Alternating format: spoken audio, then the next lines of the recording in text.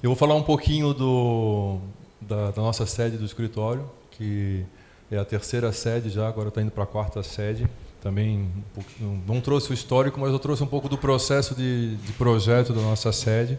Vou falar um pouquinho da minha trajetória, né, dar uma resumida. Também é difícil falar, porque eu sempre fui convidado nos últimos 18 anos, eu sou sempre convidado para proferir palestras em semanas acadêmicas ou congressos. Então são muito mais apresentações de discussão de processos do que um pouco do nosso trabalho que a gente tem desenvolvido. Eu ia também falar com um professor que está aqui, foi meu grande professor na faculdade, né, o Ângelo Mincache. Não vai deixar eu mentir no processo aqui. Então, eu entrei no curso de arquitetura na Univale, fiz o curso de arquitetura na Univale e levei 8 anos. Né, foi um processo longo, interessante. Até eu falo para todos os estudantes onde eu posso proferir uma palestra, uma frase que os nossos coordenadores, né, no primeiro dia de aula, eles falaram: não se preocupem em se formar em 5 anos, mas em sim vivenciar arquitetura, viajar, fazer estágios. Eu era um adolescente irrequieto e petulante. Aí fiquei pensando, o que são eles para dizer que eu não posso me formar em 5 anos, com a nota que eu tentar a nota máxima e tudo mais.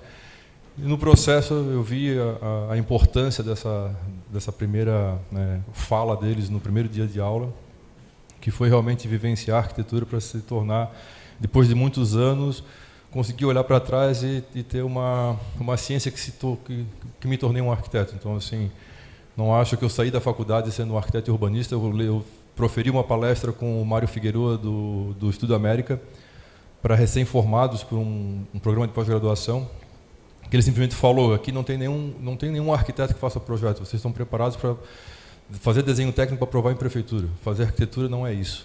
Aí, assim, quando eu vi aquilo, pensei: Jesus, o Mário Figueroa já começa a palestra dando uma cacetada em todo mundo. E, na verdade, ele tem razão.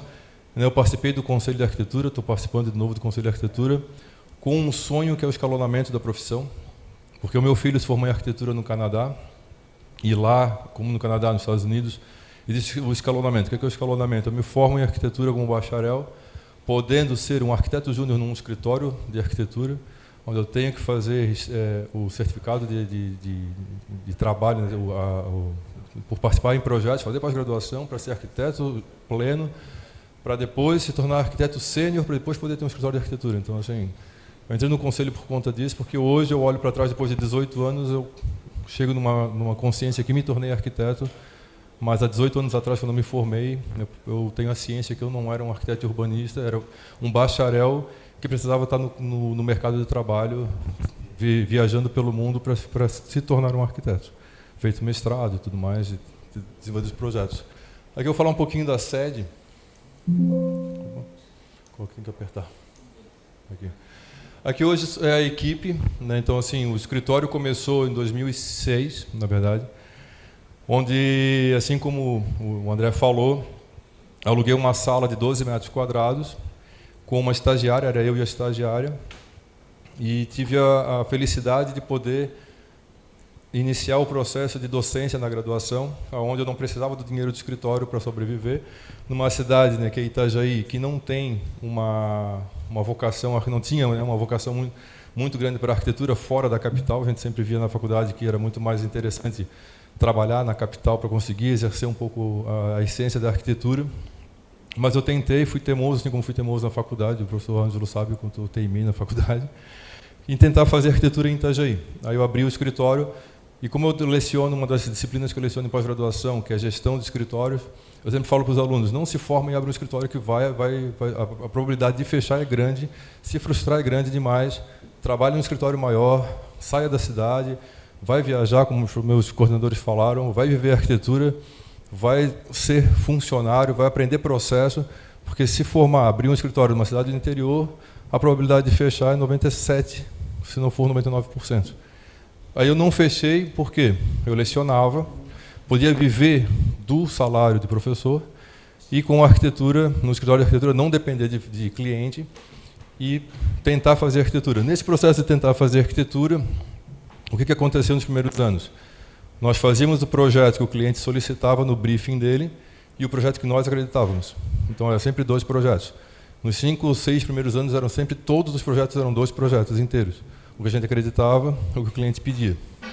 A gente começou a conseguir encantar os clientes com os projetos diferentes, né, com um pouco mais de conceito, sempre pegando num viés econômico, com tecnologia e economia. E aí a gente conseguiu iniciar um processo de consolidação no mercado por trabalhar com projetos diferentes. Então, assim, foi cansativo. Então, cada projeto tem que ser feito 2 vezes. A gente começou numa escala menor, em residências, edifícios de baixa complexidade, até por conta da minha recém-graduação. E durante a graduação, nos 8 anos, eu tive a possibilidade de trabalhar em outros escritórios, ter o processo de trabalho, de entender o fluxo de projetos dentro do escritório, para poder, junto com a docência, né, o exercício da docência diariamente, tentar levar, né, um pouco da parte acadêmica, dos sonhos, né, que a gente tem dentro dos corredores da academia, para o escritório. E isso a gente foi se consolidando aos poucos como um escritório que fazia projetos diferentes ou utópicos. E a gente conseguiu ir um passo a passo, até fazer o primeiro edifício de 10 pavimentos, que foi uma grande escola, que o cliente era da Inglaterra, ele só mandava o dinheiro para um CNPJ, a gente teve que contratar empreiteiro, executar, fazer projetos interiores, as built. Então, assim, foi uma escola grande que a gente conseguiu botar um pé no mercado imobiliário. Isso a gente estava naquela sede ainda de 12 metros quadrados. A gente foi para uma segunda sede junto, em parceria com uma grande imobiliária, que abriu, né, as portas para o mercado imobiliário, onde o dono dessa imobiliária, ele sempre acreditava em algo diferente. Então, eu sempre queria propor, né, nos estudos dos projetos imobiliários algo que fugisse do padrão, até porque ele queria encantar os clientes, e a gente conseguiu, de novo, tentando fazer projetos diferentes, o que o mercado não via, e tentando trazer sempre um pouco da vivência de viajar, aonde, né, eu consegui exercitar essa questão de uma das frases que eu sempre proferi dentro de sala de aula para os meus alunos de projeto, que eu não consigo projetar aquilo que eu nunca vivenciei, na essência. Se eu nunca entrei no Museu Desconstrutivista do Libeskind, eu não tenho capacidade técnica para... Se eu não me sentir lá dentro, se eu não conseguir fazer uma interação com o espaço, como é que eu vou ter domínio técnico vendo uma imagem num livro para projetar algo semelhante? Então, assim, isso sempre foi algo que eu consegui viver e sempre fui exercitando e sempre falando para os meus funcionários, vamos viajar. Já levei o pessoal do escritório para São Paulo, para imersão em arquitetura na Ideias Árvores, que eu fiz meu mestrado na USP, e tenho amigos da FGMF, lá a gente já fez algumas parcerias, e sempre levei. Agora, em janeiro, a gente vai para Buenos Aires para visitar umas obras do Foster, para poder botar essa galerinha nova, que a gente já foi em 14 arquitetos, hoje eu tenho 2 escritórios, já tive 3. Como é que volta? Hoje essa galera aqui, são todos jovens que não têm nem 25 anos, já passaram pelo escritório, nesses 18 anos, uns 60 arquitetos. E eu sempre falo que no escritório é um processo de aprendizagem, que eles amadurecem lá dentro, e eu fico feliz quando eles pedem para sair, para abrir um escritório próprio, ou trabalhar em parceria. Até hoje, um arquiteto só quis ser meu sócio, mas desistiu, porque eles falam que é muito difícil lidar com o cliente, e não tem coragem de ser sócio. Até falo para eles, eu quero que vocês sejam meus sócios, mas o interessante é que nos últimos anos eu consegui fazer com que eles tivessem um pouquinho mais pelo gosto de se arriscar na arquitetura, que foi a abertura dos arquitetos associados. Hoje nós somos 8 arquitetos, a gente já foi 14, mas a gente, no fundo, é um grupo maior, porque eu tenho um escritório de interiores corporativo em Balneário Camboriú, que são 5 arquitetos também. Tive escritório por 2 anos nos Estados Unidos, onde eu pude aprender muito sobre a industrialização da construção e conseguir trazer isso para os nossos clientes. Onde os arquitetos associados são todos os 7 arquitetos do escritório, que eles participam diretamente de projeto até 3 mil metros quadrados. Então, assim, até 3 mil metros quadrados o escritório não tem interesse em pegar projetos dessa escala, mas eles trabalham com a minha tutoria e eles recebem os valores integrais dos projetos e acompanham os projetos para eles terem um incentivo. Não chegam a ser sócios, eles têm MEI para receber, mas todos os projetos associados eles são sorteados em dupla. Então, todo projeto de escala de 0 a 3 mil metros quadrados, uma dupla pega e eu faço a tutoria sem receber nenhum real, para que eles possam exercitar um pouco a participação, a ter a responsabilidade de desenvolver um projeto, de lidar diretamente com o cliente, até que alguém pelo menos tenha um pouco de coragem para ser meu sócio em algum outro escritório. Vou falar um pouquinho da sede. Foi um exercício interessante, essa terceira sede do escritório. Ela foi projetada há 10 anos atrás, aqui. Então, o nosso escritório é engraçado. A gente teve um primeiro escritório com 2 mesas grandes, médias assim. A gente foi para o segundo escritório com uma mesa enorme, onde todos os escritórios trabalhavam juntos. E para esse terceiro escritório, todos eles, a gente fez um grupo para discussão do projeto, e todos eles falaram, eu quero ter minha estação de trabalho sozinho. Aí agora, já fazem 10 anos, a gente fez um escritório em cima de um terreno alugado por 10 anos. Então, em agosto do ano que vem, acaba o contrato, a gente tem que sair e demolir o que a gente fez. E nós estamos num processo de compra, de aquisição de um outro terreno, para iniciar o processo da quarta sede, agora sem terreno alugado, e que vai ser um pouco mais complexo, porque, né, com a experiência de ter vivenciado outros tipos de projetos e formas de pensar a arquitetura, é um desafio novo, porque esse aqui trouxe um peso muito grande, que ele acabou sendo um projeto premiado, por mais que ele pareça ser um pouco simples, né? Eu até vou parafraseando um pouco o Solano Benítez, que eu pude ver uma palestra dele, que ele fala que ele não foi muito criativo ao projetar 4 vigas. A gente também não foi muito criativo em projetar com 4 containers. Então, o grande desafio do projeto era achar uma sobra de terreno na cidade que fosse possível ser alugada. A gente achou um terreno de 8 metros de frente por 22 de profundidade, entre 2 paredões de 9 metros, com fachada sul. Aí eu cheguei para a minha gerente na época, que era a arquiteta Cindy, falei, achei o terreno, levei ela lá no terreno, ela olhou, desculpa a expressão, mas ela falou um palavrão, e olhou, não, só para a tua cara, queria alugar isso. Aí eu falei, se a gente fizer um projeto que funcione nesse terreno, que é uma porcaria, fachada sul, entre 2 paredões de 9 metros, a gente consegue projetar qualquer coisa. Aí ela olhou para mim assim, tu gosta de se meter em encrenca? Eu falei, exatamente. Então a gente fez todo um processo de desenvolvimento conceitual e de partido de projeto, porque é uma coisa que eu praticamente sou professor dessa gurizada lá dentro do escritório. Eu tenho um prazer de passar o que eu pude aprender nesses 18 anos, depois da faculdade, né, da academia. Para eles é um prazer que eu tenho ver eles progredirem dentro do escritório. E eu sempre falo para eles, quando eles trazem soluções para a nossa mesa de discussão, eles já me conhecem, quando entra algum profissional novo, eles já falam, nem leva para o road, que a gente chama de road, qualquer coisa que tu acha que tu gostou.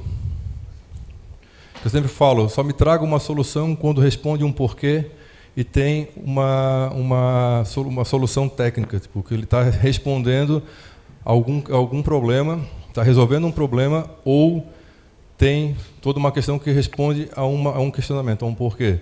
Se responde a um porquê, pode me mostrar. Se tu fala que o que eu achei interessante, eu achei bonito, nem me mostra. Quando eu não amasso o papel, eu jogo fora, eu falo, vai sentar lá na estação de trabalho, vai desenhar, me traga uma solução que responde a algo que quer trazer no projeto, né? Você quer fazer com que ele tenha uma ligação do térreo com o topo para que reduza o impacto dessa torre no bairro. Você quer fazer com que o transeunte, quando olhe, não perceba a quantidade de unidades que tem, para que isso se torne singular. Então, se responde um porquê, pode me trazer para uma discussão. Se trouxe porque achou bonito ou achou interessante, não me interessa a tua subjetividade, o teu gosto. Me interessa se tem uma solução. Então, com isso, a gente sentou para discutir o partido projetual do escritório. Como eu nasci em Itajaí, fiz faculdade em Balneário Camboriú, mestrado em São Paulo, morei em Delft, na Holanda, morei nos Estados Unidos e voltei para Itajaí. Então, assim, eu trabalhei na área naval por alguns anos, onde o meu chefe, que era carioca, falava, que ele dizia que Paraná para baixo era gaúcho, ele falava tiezinho, me chamava de tiezinho, eu tendo 2 metros de altura. Ele dizia, vai rodar o mundo, vai trabalhar, não casa, espera para casar mais tarde, tu vai ver que tu vai rodar o mundo inteiro e vai voltar a morar aqui em Itajaí, ou na região, porque de Bombinhas até Itajaí é a região mais bonita do mundo. E assim, concordo com ele, não sendo bairrista, mas Florianópolis é linda também. Eu rodei o mundo e voltei para Itajaí para tentar exercer um pouco a arquitetura. E no processo do escritório, a gente sentou e fez assim, o que é a essência da cidade? Como Itajaí cresceu? Ela cresceu na foz do rio Itajaí por uma questão de exportação de madeira. Então a gente tinha como partidos projetuais o que é o motor econômico da cidade, né, que é o entra e sai de cargas. A gente tem lá o Bico do Papagaio, que precisou dinamitar, né, em 1920, uma estrada das praias, e ficou um papagaio lá e deixaram, porque a rocha ficou igual um papagaio, que lá não é uma formação natural. E tem toda a questão de utilizar concreto para fazer os moles. Então a gente elencou 3 partidos projetuais básicos: o concreto aparente no brutalismo, a essência da rocha, que fomentou a questão das praias, e o mercado portuário. E o meu avô paterno, falecido avô paterno, ele trabalhava na área portuária, ele era marceneiro da Lloyd do Brasil. Eu cresci na marcenaria do meu avô e o meu pai sendo engenheiro mecânico, que eu fui fazer arquitetura porque não passei em mecatrônica no ITA, graças a Deus. Eu queria fazer robótica, mas passei na arquitetura. E a gente elencou o container, não por uma questão da época de moda, de sustentabilidade 10 anos atrás, mas como um partido projetual da cidade, do motor. A cidade se desenvolveu por conta da foz do rio Itajaí, com a exportação de madeiras em containers.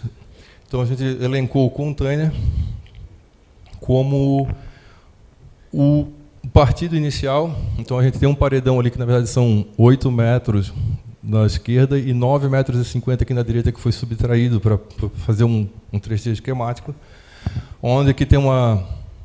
exemplifica que a gente não foi muito criativo, né, com um empilhamento de containers. Mas foi um desafio, porque container é apertado, não é feito para habitação. No meio do caminho, eu me arrependi até o último fio de cabelo, mas terminei. Onde, para a gente resolver inúmeras questões, primeiro a questão da iluminação natural. A gente tem a fachada sul, então a gente limpou todas as extremidades do container. As laterais não tinham como, porque do lado esquerdo está colado com o vizinho. Não está colado, está afastado tecnicamente para passar as passagens de tubulações e acesso com uma estrutura móvel. E do container aqui, dos containers da direita para o lado, tem 1,20 m, que é uma passagem. Então, a gente não tinha como botar ventilação nas laterais, por causa dos 2 paredões. A gente fez um lanterninho para entrar a iluminação do sol da manhã e da tarde. Em cima, telhado do jardim, para reduzir o impacto solar e no inverno reduzir a perda de calor. E ele está sobre um espelho d'água para um simbolismo simplificado, que os containers chegam em Itajaí por cima da água. E o escritório é uma quadra da beira-rio, onde a gente consegue ver os navios indo e vindo. Aqui tem um pouco da planta esquemática, né, do projeto. E em cima são 2 jardins inspirados nos desenhos do Burle Marx. Eu tenho um quadro do Burle Marx que foi o Mário Figueroa que me deu, e foi um pouco pictórico. E na época que a gente foi fazendo o projeto, a gente foi desenvolvendo o projeto pensando em tudo aquilo que a gente tentou fazer, que os clientes não aceitaram, que a gente trabalhou por muito tempo com o escritório de interiores e arquitetura junto, e interiores naval. Aí a gente foi separando, né? Não é um grupo, que nem uma metáfora, mas a gente tem umas ramificações.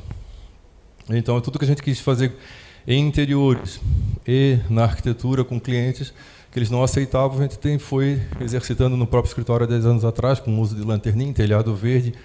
Então, nessa época, eu já era credenciado do LEED em São Paulo, para fazer projetos de adaptação ou projetos novos para pleitear o LEED. A gente fez todo o projeto dentro da plataforma do LEED, A gente enviou, só que o custo inicial, há 10 anos atrás, para fazer só a qualificação do projeto era R$90 mil. Então, para a gente, como arquitetos, a gente não financiou a obra, a gente tirou do próprio bolso, né, para fazer o projeto, fazia muita diferença, R$90 mil. Então, a gente exerceu toda a cartilha do LEED, mas não fez a qualificação do LEED por conta de dinheiro, porque R$90 mil há 10 anos atrás seria mais ou menos hoje R$250 mil. Então, faria muita diferença no bolso. A gente exercitou tudo. Na hora de fazer o telhado jardim, foi outra questão. Depois eu posso voltar aqui. Aqui era o terreno, né, que estão assim, os paredões, com frente sul. Então aí já é à tarde, para ver como bate sol. E ali do lado, como foi tudo industrializado, a gente acordou os vizinhos às 7 da manhã, chamaram a polícia. Mas já estava tudo avisado com o Codetran, a polícia estava lá, então não adiantava chamar a polícia, que a polícia já estava na rua. Mas todos os vizinhos acharam que ia cair container em cima da casa e tudo mais.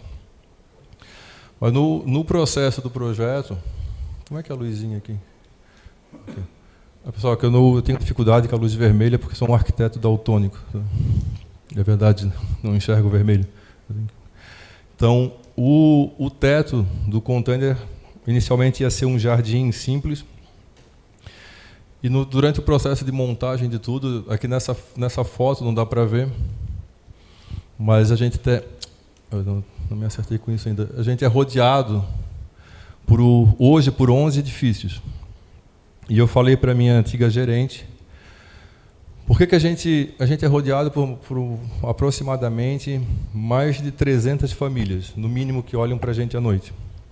Por que a gente vai fazer um telhado simples, só com gramado, a gente não vai fazer um desenho e iluminar ele? Aí ela falou, de novo, tu gosta de complicar, gastar.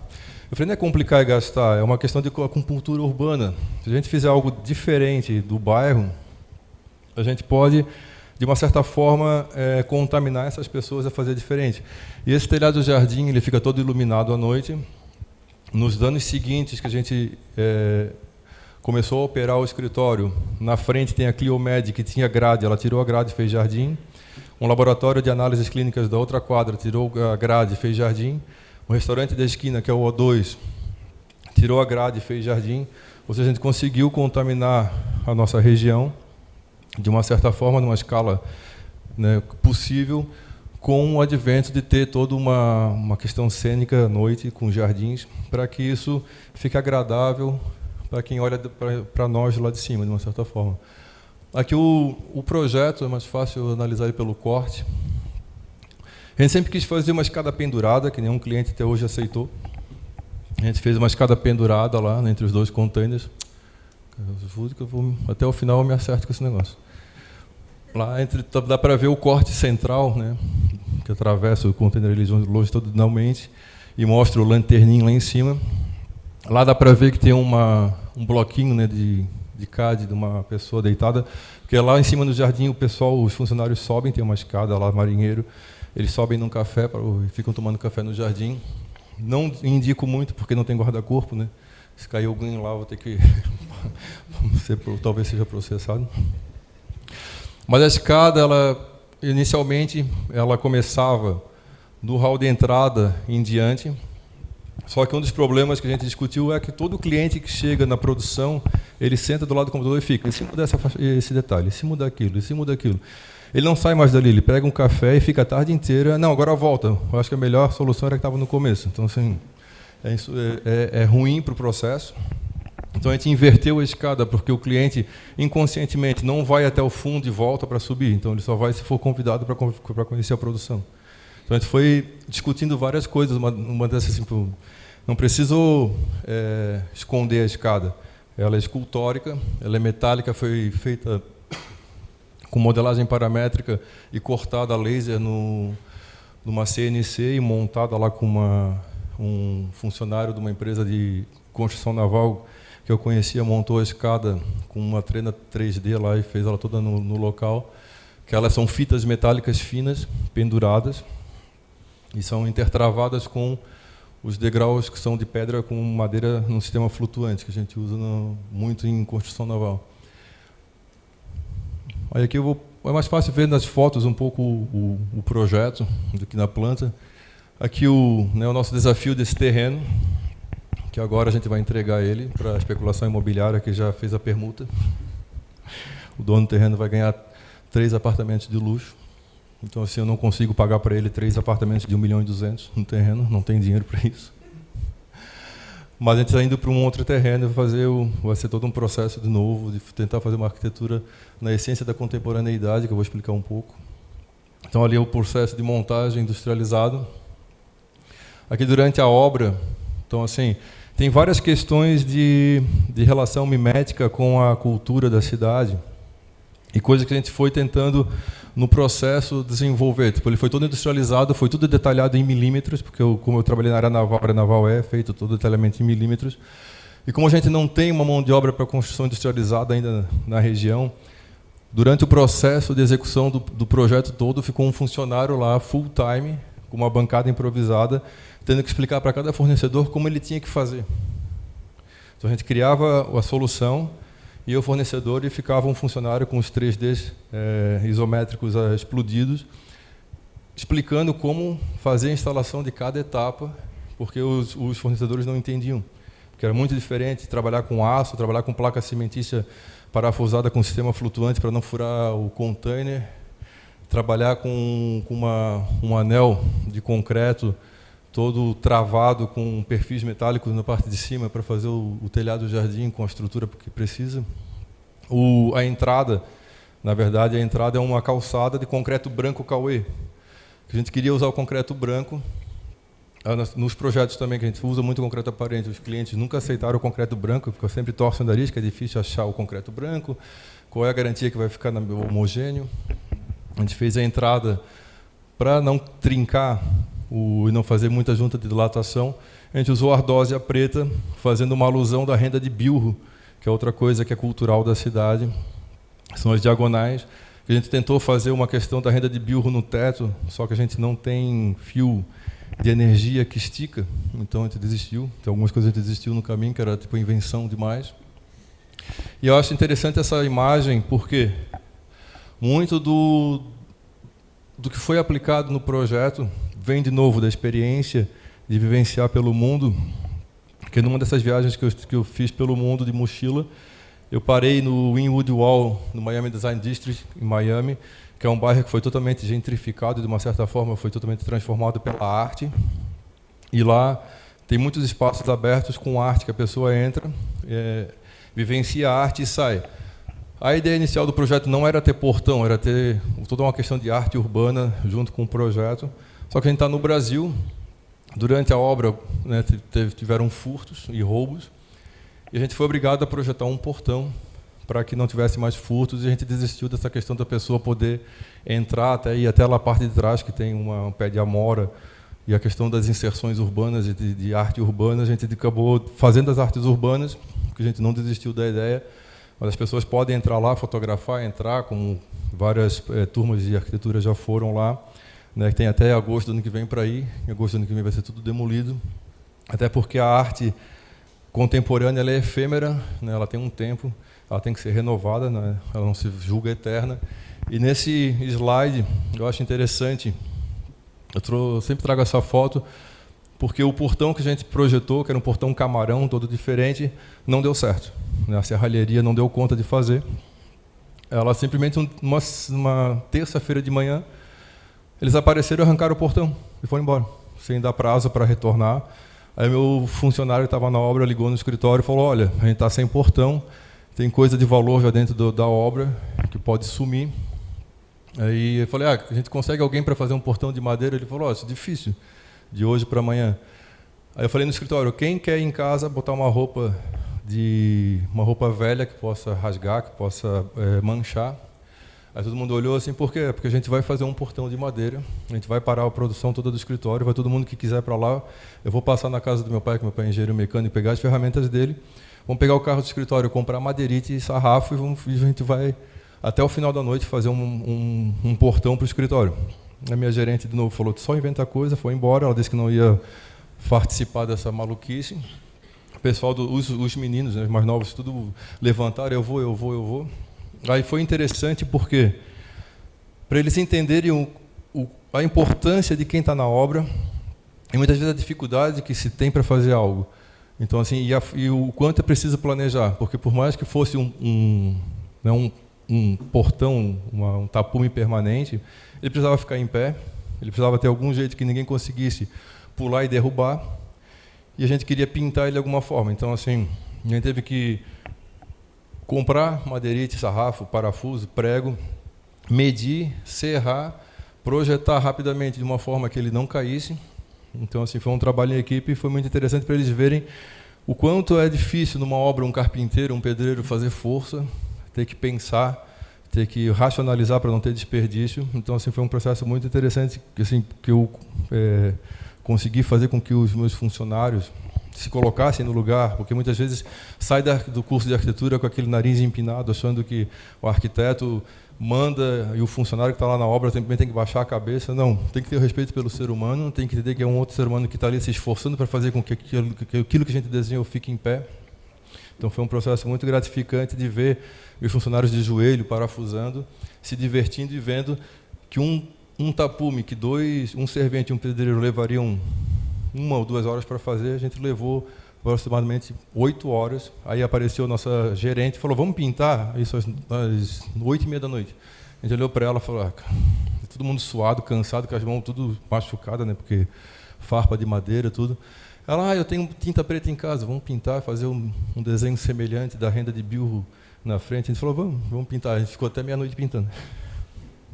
Aí no outro dia eu dei folga até meio-dia, né, para todo mundo se recompor da dor nas costas e dos machucados na mão.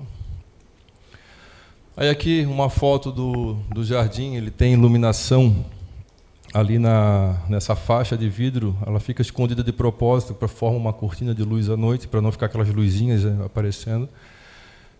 Isso depois de executado. Aqui é muito interessante porque não foi planejado, mas aqui é o sol que entra da manhã e à tarde entra também. Só que sempre quando entra um sol em determinado momento, que é próximo das 10 da manhã, bate na lateral da cabeça de algum funcionário, que depende da altura e do horário, que atrapalha. Então todo mundo fala, vamos tomar um café. E levanta, dá 15 minutos, o sol muda o ângulo, já não bate mais. Então ele virou um sinal do café da tarde e da manhã. Então depende do dia, do ano e do horário, o sol bate em alguém, a gente fala, vamos levantar para tomar café. Não foi planejado, mas é a questão da iluminação natural da manhã e da tarde poder entrar, para a gente conseguir transpor esses 2 paredões dos nossos vizinhos. Ali atrás tem uma arte do Alex Sena, que é um grande grafiteiro, que foi do primeiro grupo do Winwood Wall, fazendo uma crítica muito interessante ao que a gente faz na arquitetura. Deixa eu ver se tem uma imagem. Aqui são outras. Aqui não tem uma imagem específica desse painel, são vários painéis de arte urbana, que aqui é uma das poucas, na verdade é a única parede, né, norte-sul que não tem vidro. Aí, em conversa com o Alex Sena, que é um grafiteiro que já grafitou com Gêmeos, com Cobra, ele falou, o que vocês fazem? Ele falou, hoje, basicamente, a gente desenvolve empreendimentos imobiliários. Aí ele pensou, fez um rabisco lá, aí ele desenhou, são 2 janelas, onde o vizinho de cima deixa cair uma carta de amor para a vizinha de baixo que não conhece ele. Ele faz uma crítica muito interessante com a arte dele, que a gente empilha pessoas que muitas vezes passam anos ali e nunca se viram ou não tem coragem de conversar um com o outro. Ele faz essa crítica abrindo 2 janelas, né, com spray, onde um vizinho tem um amor platônico pela vizinha e deixa cair uma carta de amor. Então, assim, uma crítica super interessante ao que a gente costuma fazer, que é empilhar famílias, onde muitas vezes as pessoas quando entram no elevador, nem dão bom dia. Aí aqui, a logo do escritório, ele está duplicado agora que eu vi, é uma logo indígena. A minha avó, por parte de mãe, ela é filha de 2 índios que nasceram na aldeia Xocleng e foram capturados para trabalho escravo. Então a logo é uma logo que ela tem em relação aos pictogramas que eles pintam no rosto para identificar suas famílias, que é da onça pintada e malhada. E como minha avó está viva ainda, eu convidei o Cobra para fazer esse painel, né, com a arte do Cobra, que eu conheci o Cobra em São Paulo pessoalmente. Convidei ele para fazer, ele fez a arte, ele doou um livro lá para o escritório, ele imprimiu a arte que ele fez.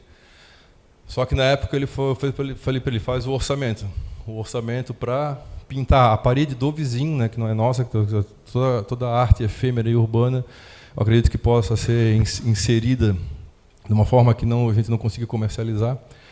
Ele fez um orçamento, isso há 10 anos atrás, de R$95 mil. Eu falei, cara, eu não tenho dinheiro para pagar, para pintar a parede do vizinho, R$95 mil. Ele falou, faz uma contraproposta. Eu falei, eu não gosto que coloquem valor no serviço, no trabalho que nós desenvolvemos, eu não vou desmerecer o teu trabalho, eu sei que tem um reconhecimento internacional, tu cobra por isso, agradeci. Aí convidei o Julian Galache de Blumenau, que fez um valor mais baixo do que os 95 mil pedidos pelo Cobra. E aí fez uma arte completamente diferente do que o Cobra desenvolve, mas é uma índia, representando a minha família por parte de mãe. E aqui tem a foto da minha avó, que ainda está viva, que era que a homenagem, eu acredito que ela tem que ser feita em vida, não pós-morte. A gente tem que homenagear o esforço das pessoas pelo que elas fizeram em vida. Minha avó é uma pessoa iluminada, que ela se doou a vida inteira por todo mundo. A gente fez a gente fez um evento no dia, convidou, deixou um evento aberto, vieram várias pessoas da cidade para participar, tinha música, tinha tudo. E ela quase desmaiou, queria me bater com a bengala, dizendo que eu era arteiro. Tadinha, mas eu falei para ela, não dá para homenagear depois da morte, né? Tem que ver a homenagem enquanto está viva.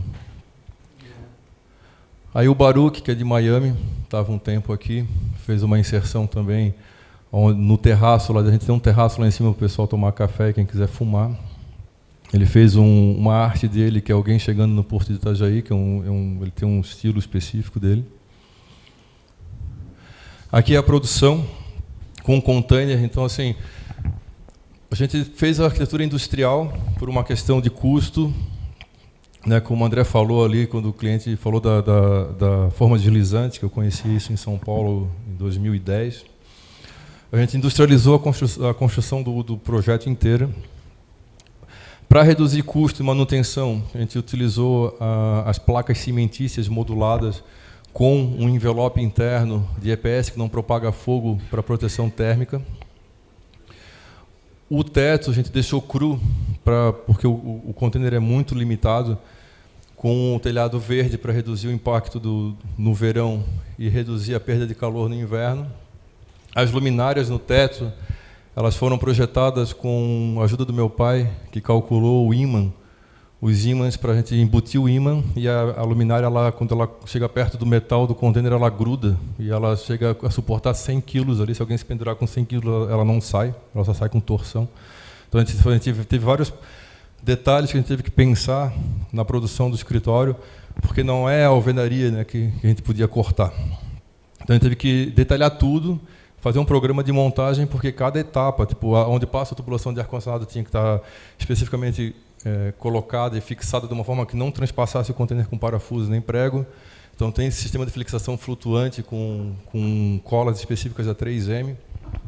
A gente fez uma modulação atrás para fazer esse envelope de proteção térmica, com a placa cimentícia parafusada com parafuso de inox em madeira ali atrás, que não chegasse no container e conseguisse fazer com que reduzisse, não precisasse ficar pintando as paredes. Então ela é cimento cru.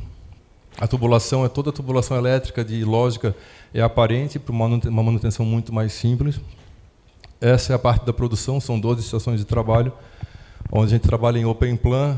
Eu mudo cada ano de estação, porque eu sempre trabalhei com meus funcionários, com nossas equipes, de uma forma plana. Eu nunca fiquei, eu mando e tu obedece. Eu sempre trabalhei com eles de uma forma plural. A gente sempre fala de uma certa forma de igual para igual, onde todo mundo consegue agregar alguma coisa. E até no próximo escritório que vai começar agora o projeto, eu fiz uma primeira reunião com a equipe, aí eles falaram, agora a gente quer uma mesa inteira. Eu falei, tá. Há 10 anos atrás, todo mundo quis a sua estação de trabalho, agora eu quero uma mesa inteira de novo. Então, assim, vocês se decidem. Aí eles, a gente não estava nessa equipe. Eu falei, então tá. Mas agora querem tudo uma mesa gigantesca junto, para ficar todo mundo perto um do outro. Não querem mais estações isoladas. Aqui essa luminária também foi projetada com madeira balsa, ela fica pendurada no vão. uma luminária de 11 metros de comprimento.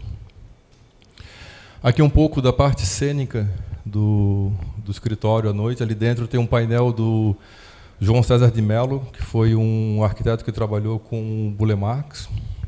Ele largou a arquitetura para ser artista, lá em Santos. Aqui tem a arte final do Galáxio da Índia, dentro dos banheiros tem arte. Então, assim, a gente queria, né, exercitar um pouco a questão da arte, que foi o que eu vivenciei no Wynwood Wall, só que, infelizmente, a gente tem que ter grades, né, quem está no Brasil. Lá atrás tem um espaço de convívio também. E o que é interessante nesse projeto é que foi um esforço de fazer a arquitetura um pouco mais autoral possível, com o limite das caixas de container, com a limitação da mão de obra especializada, que é muito complicada para trabalhar com esse tipo de construção industrializada. Tipo, agora que estão surgindo esses hubs. E como a gente, falando um pouquinho de projeto, a gente foi convidado, em 2012, nós fizemos um projeto para um fotógrafo da National Geographic, um projeto que eu não trouxe aqui, que eu não trago muito a questão dos nossos projetos, mas um pouco mais sobre a discussão de desenvolvimento de processo. A gente fez um projeto bem interessante para um fotógrafo da National Geographic, que é um bloco que tem placas cimentícias também, que elas abrem com pistões de janelas de ônibus para regular a luz, para ele fazer fotografia lá dentro com regulagem de luz natural. E ela fica suspensa numa área verde lá em Itajaí, com vista para o mar, em cima de um morro. É uma obra bem icônica. E a gente foi convidado por essa obra para participar do Architizer Awards em Nova York. Aí, na época, a gente fez curadoria de fotografia. Lógico, o próprio fotógrafo fez as fotos para nós. A gente enviou para Nova York. Só que em 2012 tinham poucas categorias e a gente foi direto para uma categoria comercial, concorrendo com Foster, com Zaha Hadid e companhia. Então, a gente não passou nem na primeira peneira. Aí, a partir desse convite, a gente participou.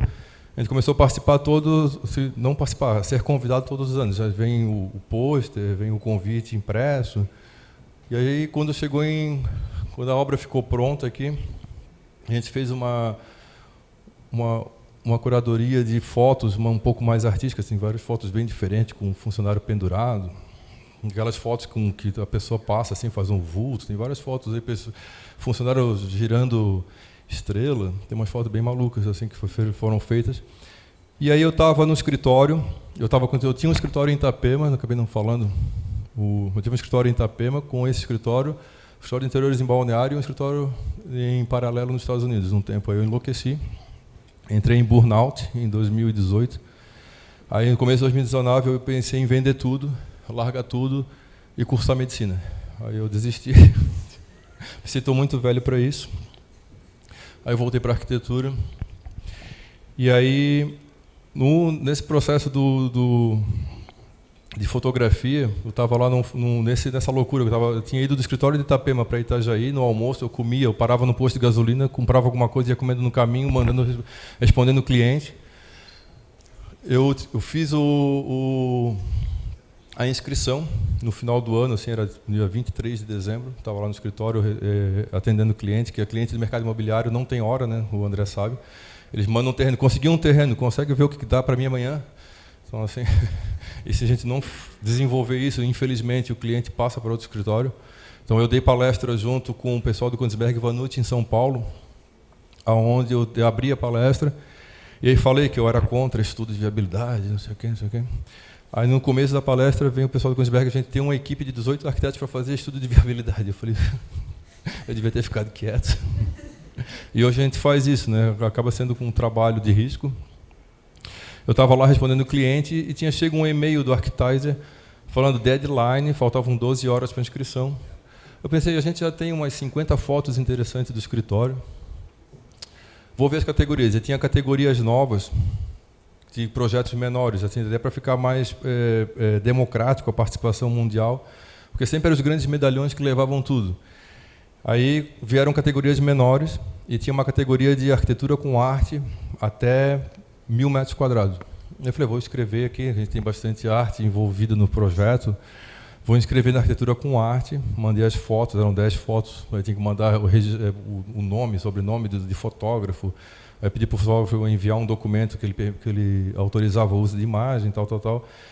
Fiz a inscrição e não falei para ninguém, porque a gente tinha participado de alguns concursos e a gente não tinha ganho também, participou em concurso do projeto do Mercado Público de Marrocos, a gente caiu na última peneira por um detalhe técnico, famoso, né, a gente sabe que está lá a solução, mas não identifica, né, não puxa aquela linha e descreve, então assim, aquela falta de último olhar do desenho técnico, que eu sempre falo para os meus funcionários, lembra que o professor falava, tem que estar isso aqui, tem isso aqui, por mais que parecesse chato, alguém tem que conseguir ler o teu projeto sem que esteja tudo do lado para explicar.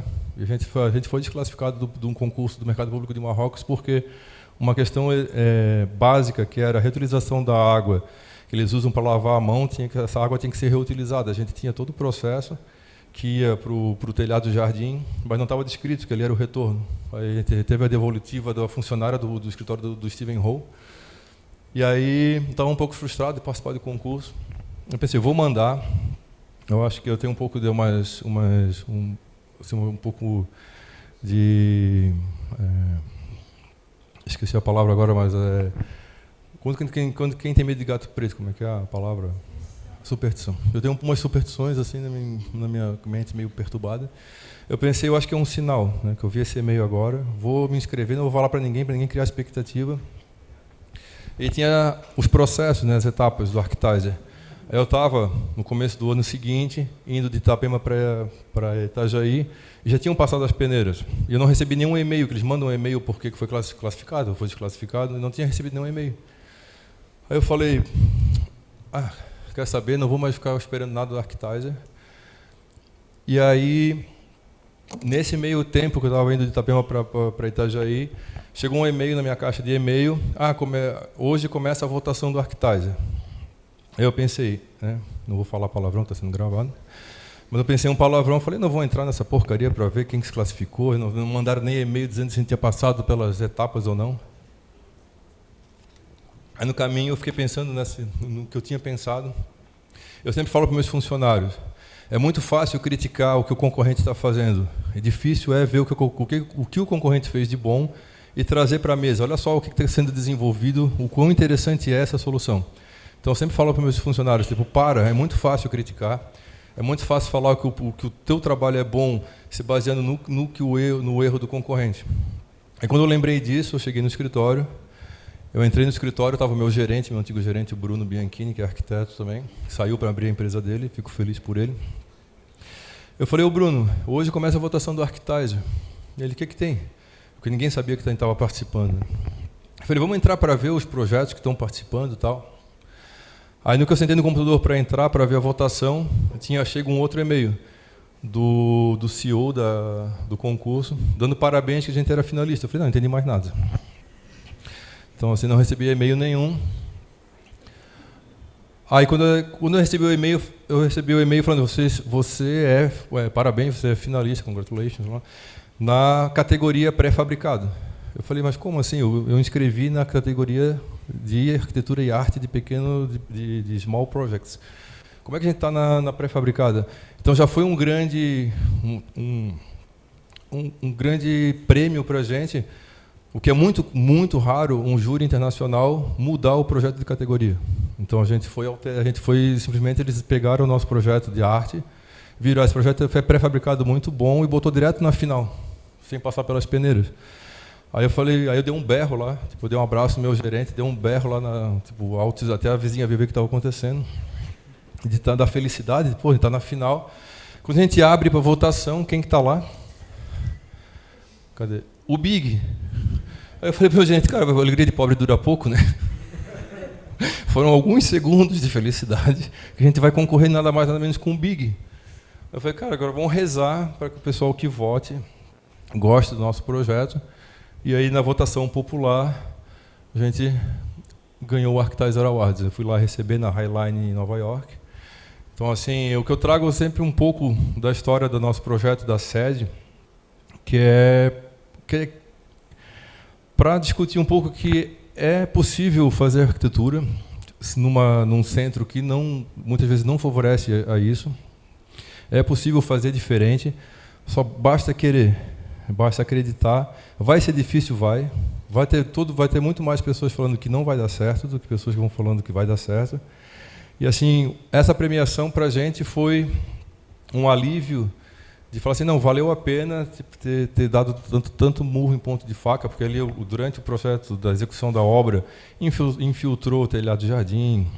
O container é complexo, porque se um furo de meio centímetro na solda, ela está aqui que ninguém vê, a água entra aqui e sai lá do outro lado da sala, porque é igual um carro velho, a água percorre o metal e ela sai em algum lugar. Então, assim, é diferente da alvenaria que infiltrou aqui, tu vê. O container, se está saindo água aqui, não está entrando aqui, ela está entrando em qualquer lugar, menos aqui.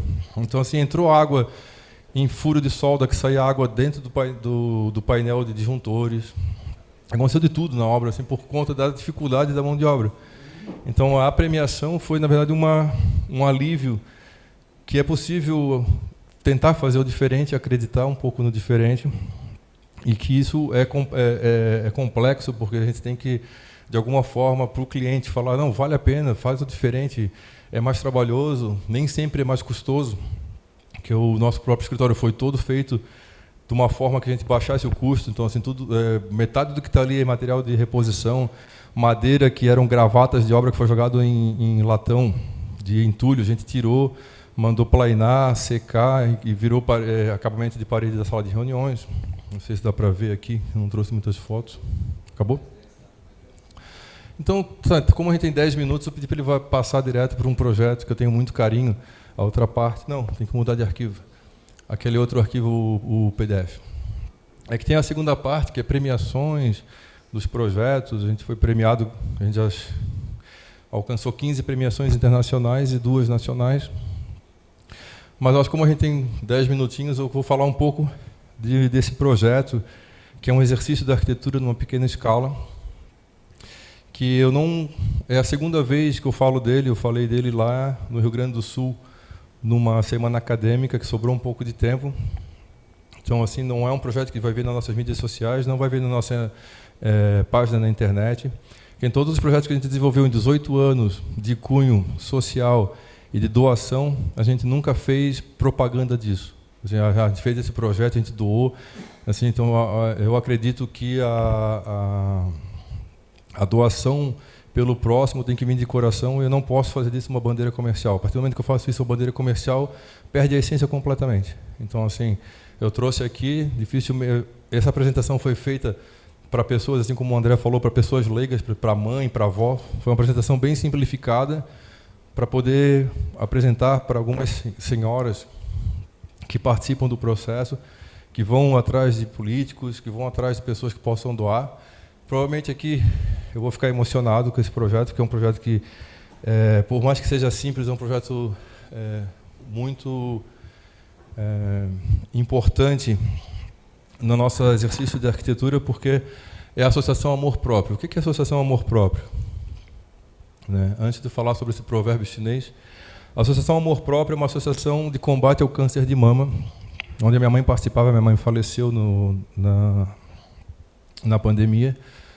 A minha mãe era uma das voluntárias que se doava para essa associação, onde são mulheres que muitas delas tiveram câncer de mama, são aposentadas, que se doam por mulheres carentes. Então, assim, essa é uma associação que não tem fim lucrativo, não tem apoio do governo, é tudo sobre doações de pessoas físicas.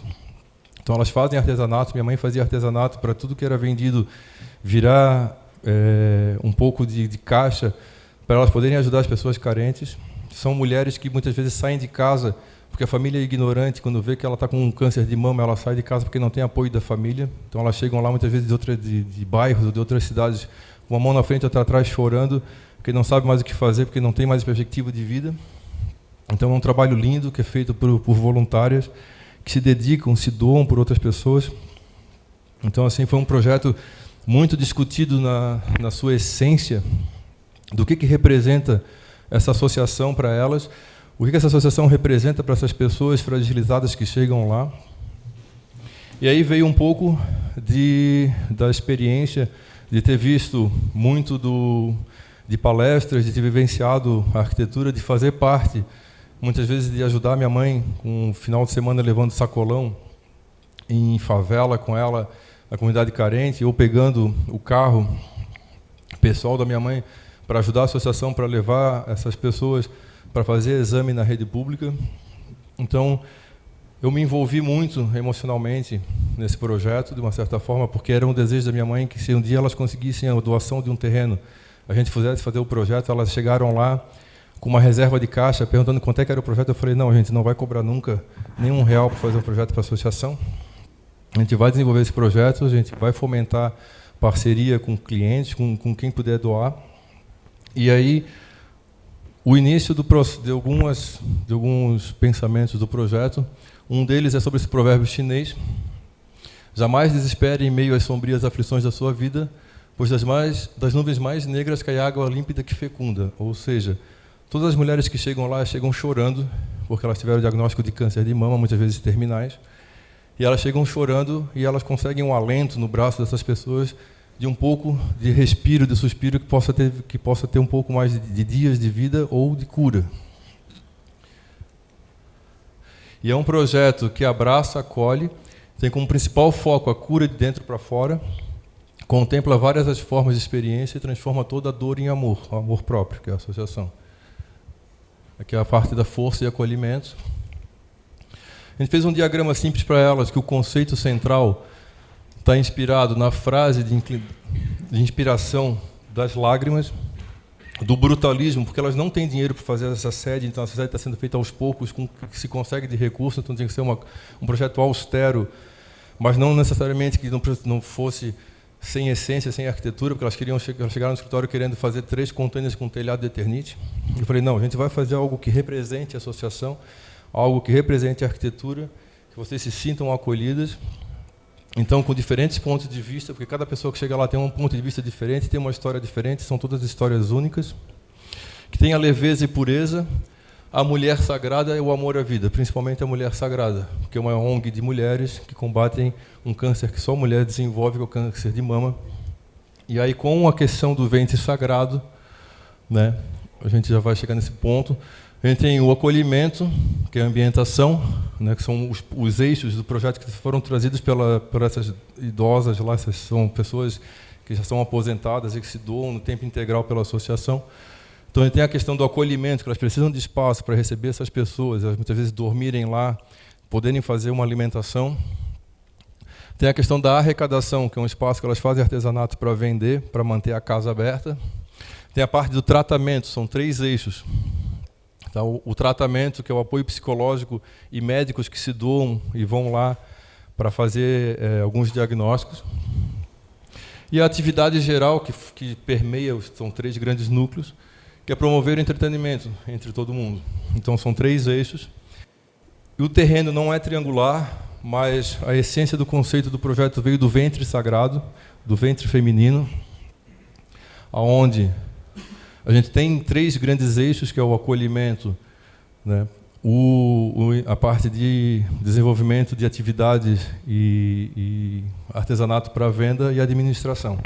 Então, com os 3 grandes blocos e eixos, a gente fez um diagrama simples aqui para elas entenderem de onde que surgiu a conceituação toda. Então, desses 3 grandes eixos, que são feitos de concreto frio, de uma certa forma, que é transformada numa fortaleza.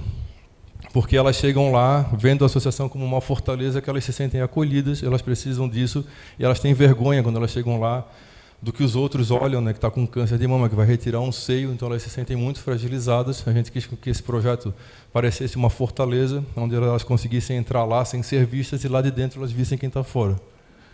Né, com aplicações de painéis inclinados, de uma forma que quem está lá dentro consegue ver quem está na rua não consegue ver as pessoas que estão dentro.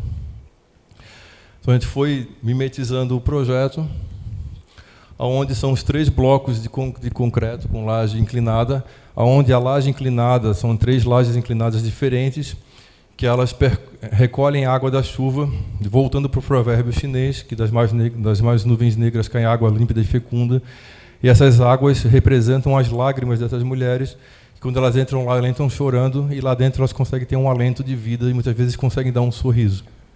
Então, os telhados são inclinados para um jardim interno, para representar as lágrimas dessas mulheres, As placas de concreto externas foram projetadas de uma forma que consiga se ver de fora o que está acontecendo, de dentro o que está acontecendo fora, e o que está acontecendo dentro não se vê.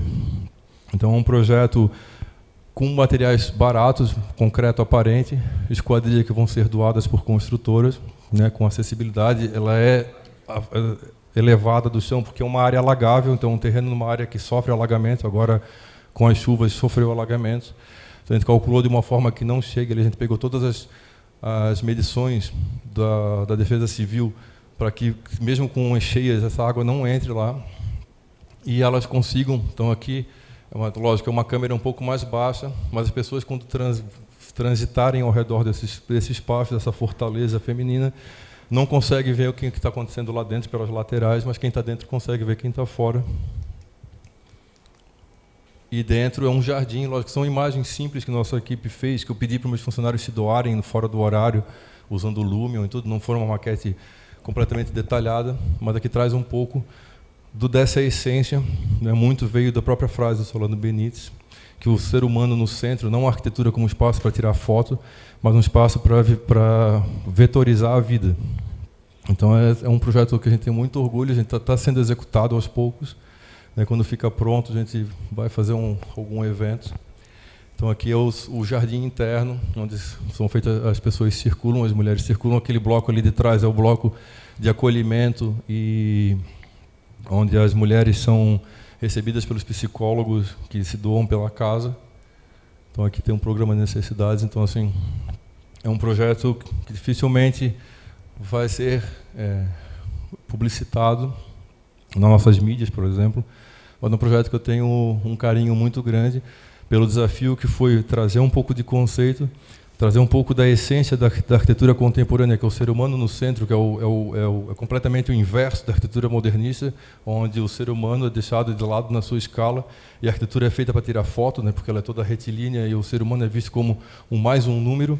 Aqui é o contrário, é uma arquitetura onde a pessoa lá dentro, o que importa é o ser humano, o que ela vive com o espaço que está sendo habitado, e não um espaço como um espaço para ficar sendo tirado para contemplativo, o espaço é belo e eu não sei o que eu estou fazendo lá dentro. Então era isso. Eu sei que eu passei um pouquinho do horário, mas eu queria trazer um pouco desse projeto.